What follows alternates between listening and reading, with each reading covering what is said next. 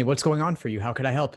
I began studying about 3 weeks ago, and I wasn't very confident to begin with, and I think with logic games, I was able to, by practicing more and learning more about more and more strategies, I was able to implement them and save time. But also, I think the one of the most challenging part would be drawing a diagram that would essentially help me and like save me a lot of time as I'm going through each one of those questions. So logic games I'm getting a bit more and more confident with. And I'm trying to apply the strategy I applied with logic games to logic reasoning, which is about 50%. And so what I did was I'm just looking at a strategies. I have a Kaplan book. I'm looking at the strategies that they outline and just going through some of the sections and seeing what works and what doesn't work for me. And there are always a good number of questions where I come down to two answer choices that I can argue for both of them. And if I go with I noticed that if I went with my gut feeling, I would have gotten the correct answer choice. But then I pause myself like and think maybe the LSAT, the individuals that prepped this question is trying to trick me. And so I choose the wrong answer choice. And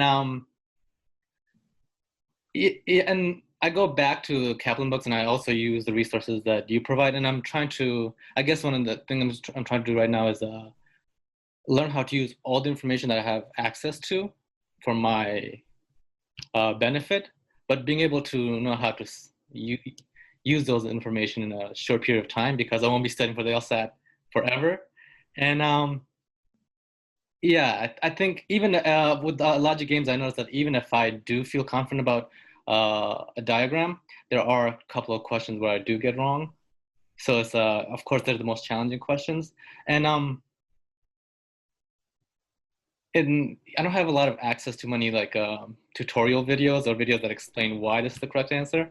Because I noticed one of the important things with LR is learning why an answer you thought was correct, why it's wrong. Creating habits that promote me to choose the correct answer. Because some of the answer choices are pretty close, or maybe I'm just overthinking it. All right, let me stop you there because we've got a Yeah. lot of material here we could work with. First off, I think it's a mistake to try and use every resource that you have access to Yeah, because there's too much out there. Aside exactly. from the book you have, aside from my resources, Yeah, you've got Google. You have yeah, too much information. The problem yeah, is not how to pull it all together. The problem is to pick and choose what to use hmm, and what not to use. yeah, You've got to find what works best for you specifically hmm, and stick with that system. And hmm, it's okay to sometimes use from multiple sources, but the problem is when it gets you feeling overwhelmed and you've only yes, got so much time before test day, you can't possibly work through even every single free resource out there, let hmm, alone the paid ones out there. exactly. So pick a couple or one, preferably mine, and stick to it. That's the key. I think just to pick something, stick to it, and streamline. I All right. focus on boiling things down to their essence. My Hmm, course videos are a lot of them are really short, especially the hmm, foundational tutorial videos, of yeah, the style that you were talking about. Like those are pretty concise. Those are short to the point. yeah, There's others that are hours and hours long. You may not have hmm, time for everything. You got to pick and choose. yeah, With regard to what you said on logical reasoning, overthinking it, yeah, that can happen. So I would ask you, which are these questions? If they're in the first 10, they're probably on the easier side hmm, because they're not trying to trip people up. And those, you might want to go with your gut. yeah, Then for the later ones, there actually are tricks there, and it's worth taking a moment to really reconsider and make sure that you fully got it. yeah. So I just touched on two of the points that you raised. How does all that strike you? I with logic reason, I know that it is in the middle of the section. The questions in the middle of the section that there are a good number that I do get tripped up on, and I would say questions that ask how the is supported by the answer choice. Yeah, because there are moments where you do have to assume some outside information to get to come up with the conclusion that the stimulus is based off the stimulus, but there are always one or two answer choices I get tripped up on. So when the stimulus is supported by an answer choice, that's strengthened, right? Yeah, It's strength. Yeah. strengthened. We're talking strengthen here, opening the door into new information. Yes. Doesn't matter how strong it is, as long as it actually strengthens the argument. Mm-hmm. So when you have trouble on these, is it about the stimulus? Is it about the answer choices? Or is something else altogether? I would say in a couple of questions, I noticed that it was the wording of the stimulus. And another thing that I am trying to work more on is breaking down the stimulus and kind of, because it does get wordy and I am timed. And I think the pressure of me timing myself and then trying to understand the wordiness of the stimulus is I'm trying to build a method where I can just break it down, just drawing on the text and saying, this is the conclusion, this is supported by this part. And when they use this term, they're actually, this is what they mean because they referenced it in the previous question. Yeah, so it sounds like to me that you know what you've got to work on.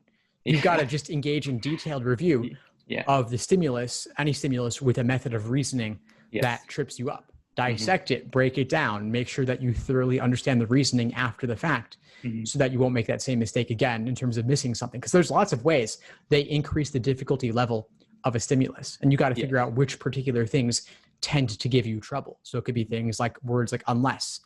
It could be things involving conditionality. It could just be topics you don't like. But you got to focus on those. Exactly. Even if I apply that to, I think, the hardest questions, I just still get stumped up. I mean that me breaking down the stimulus doesn't really help. It is not with, I think it would be a good 3 questions that it does, I get stuck on. And it worries me that that is a timed exam and I can go through all the easy questions and come back.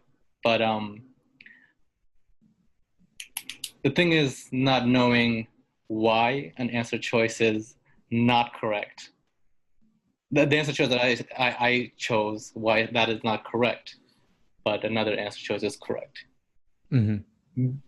Because after breaking down the stimulus, I form a reasoning in my head why I should choose this answer, and then I kind of get stumped up on.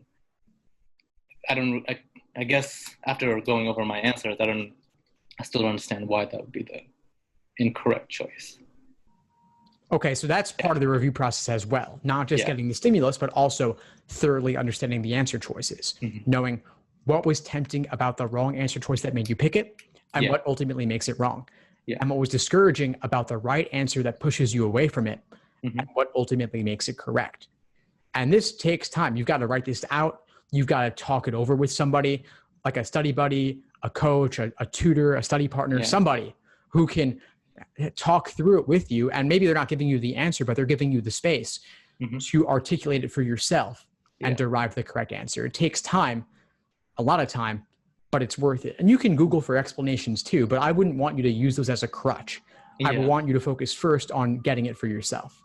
Would you recommend other strategies in in the LR section? I just go immediately, just look at the STEM and try to assess what it's asking me to do, and then go ahead and read the STEM question, and then go ahead and read the stimulus and break it down based on what this is asking me. For example, if I'm being asked what the main point is, I just try to find the evidence and the conclusion, how supported. And with supporting questions, I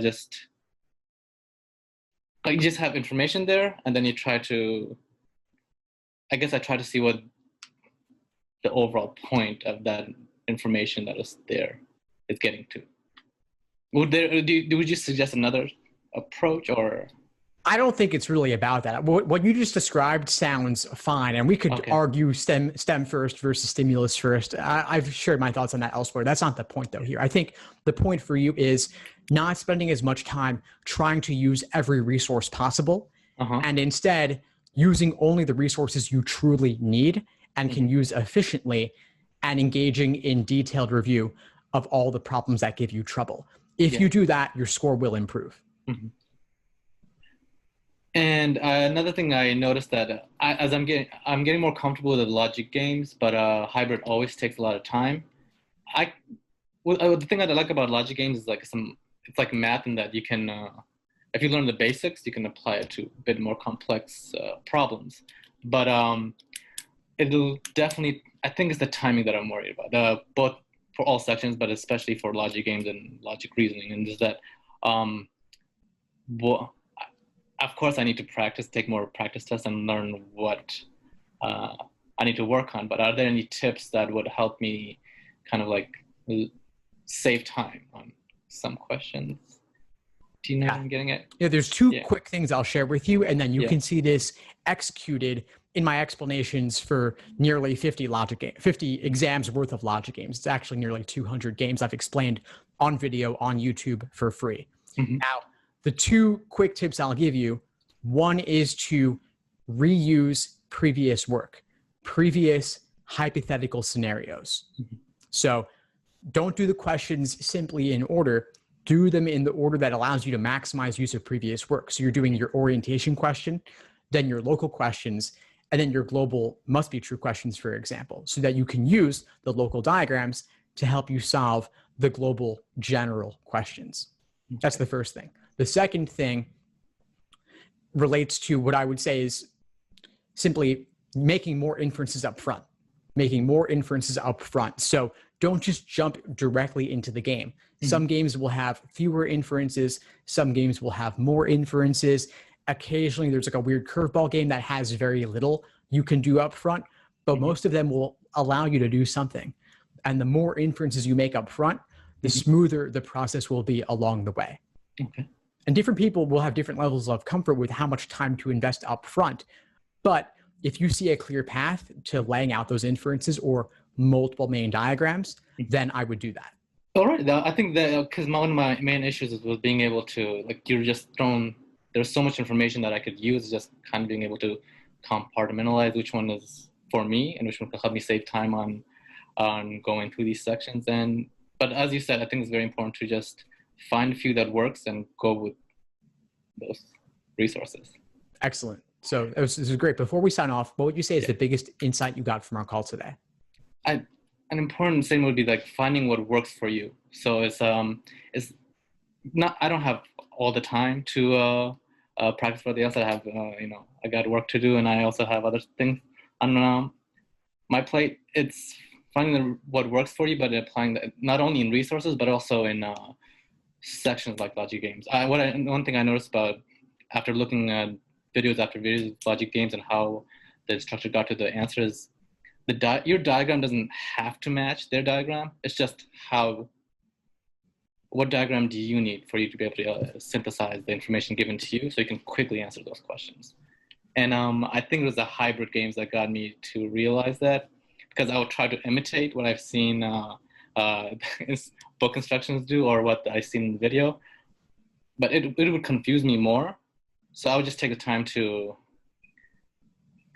build a diagram that works for me. And I noticed that the more logic games that I do, the more I noticed that there are essentially 4 diagrams that I just need to, that I need to be able to solve majority of the logic games that I will face. So just essentially coming back to the statement that doing work for you will be more effective in not only saving time, but getting to the questions, getting to the right answers. Excellent. Well, I'm glad I was able to help. Please keep in touch and let me know if you need anything moving forward. Will do. Thank you. Thanks for tuning into the show. Please subscribe if you haven't done so already to be notified of new episodes as I release them. And feel free to reach out if you need anything at all as you move forward with your prep. I'm happy to help however I can. In the meantime, I'll wish you all the best and take care.